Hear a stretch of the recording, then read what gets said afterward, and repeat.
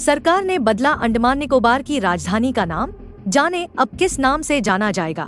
Jail की दीवारें मुझे कमजोर नहीं कर सकती। तिहाड़ से बाहर आने के बाद अरविंद केजरीवाल ने भरी हुंकार। सरकार ने बदला अंडमान निकोबार की राजधानी का नाम, जाने अब किस नाम से जाना जाएगा।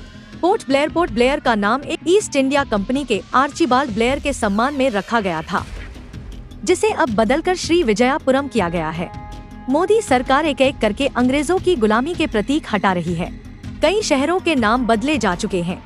अब केंद्र सरकार ने शुक्रवार को बड़ा फैसला लेते हुए केंद्र शासित प्रदेश अंडमान व निकोबार द्वीप समूह की राजधानी पोर्ट ब्लेयर का नाम बदल दिया है।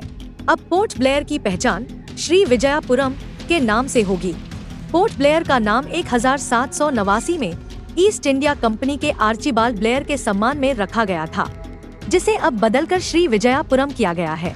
केंद्रीय गृह मंत्री अमित शाह ने शुक्रवार को सोशल मीडिया प्लेटफॉर्म एक्स पर पोस्ट करके इसकी जानकारी दी। अमित शाह ने लिखा, देश को औपनिवेशिक छापों से मुक्त करने के लिए आज हमने पोर्ट ब्लेयर का नाम बदलकर श्री विजयापुरम करने का निर्णय लिया है। पहले के नाम में औपनिवेशिक विरासत थी। श्री विजयापुरम हमारे स्वतंत्रता संग्राम में हासिल की गई जीत और उसमें अंडमान व निकोबार द्वीप समूह की अद्वितीय भूमिका का प्रतीक है। जेल की दीवारें मुझे कमजोर नहीं कर सकती। तिहाड़ से बाहर आने के बाद अरविंद केजरीवाल ने भरी हुंकार। दिल्ली शराब नीति मामले में अरविंद केजरीवाल के खिलाफ 2 जांच एजेंसी ईडी और सीबीआई ने केस दर्ज किया है।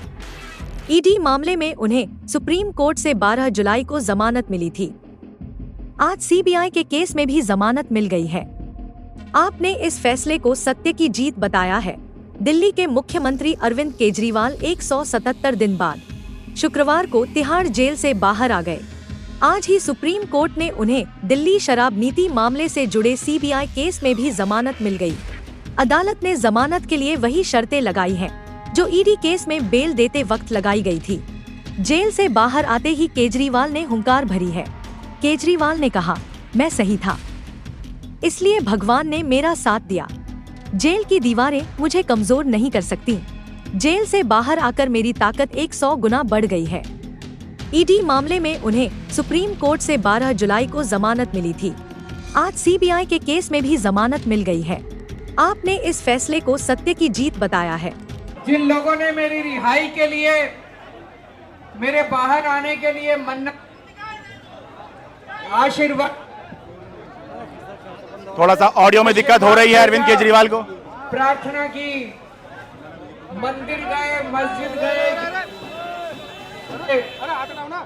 आप सब लोगों का बहुत बहुत शुक्रिया। दोस्तों, आज देश एक बहुत नाजुक दौर से गुजर रहा है। केजरीवाल बहुत छोटी चीज है। केजरीवाल इंपॉर्टेंट नहीं है, देश इंपॉर्टेंट है। हेलो, देश के अंदर कुछ लोग, कुछ राष्ट्र विरोधी ताकतें देश को अंदर से कमजोर करने की कोशिश कर रही हैं, देश को बांटने की कोशिश कर रही हैं, भाई को भाई से लड़ाने की कोशिश कर रही हैं, जुडिशरी को कमजोर करने की कोशिश की जा रही है, न्याय व्यवस्था को कमजोर करने की कोशिश की जा रही है, जजों को डराया धमकाया जा रहा है। आज देश के अंदर इलेक्शन कमीशन को कमजोर करने की कोशिश की जा रही है। ईडी पे कब्जा किया जा रहा है, सीबीआई पे कब्जा किया जा रहा है। देश को अंदर से कमजोर करने की कुछ राष्ट्र विरोधी ताकतें कोशिश कर रही हैं। हमें इसका मुकाबला करना है दोस्तों। कौन नहीं चाहता सस्ती दवाइयां? दिल्ली के लोगों, अब टेंशन छोड़ो, महंगी दवाइयों की झंझट खत्म। हेल्पलाइन फार्मेसी यूसुफ सराय में मिल रही है 50% तक की छूट। जी बिल्कुल, आपने सही सुना। अगर दुकान जाने का मन नहीं तो भी फिक्र मत करो, घर बैठे बैठे ऑर्डर करो और कुछ ही घंटों में पाओ घर पर डिलीवरी। हर तरह की दवाइयां मिलेंगी आपको, वो भी बड़े आराम से। नीचे नंबर देखो और झटपट ऑर्डर लगाओ। तो फिर देर किस बात की? हेल्पलाइन फार्मेसी से फटाफट ऑर्डर करो और बजट में रहकर अपना ख्याल रखो। दिल्ली में सस्ती और आसान दवाइयों के लिए हेल्पलाइन फार्मेसी है नंबर 1। आज ही मंगा लो।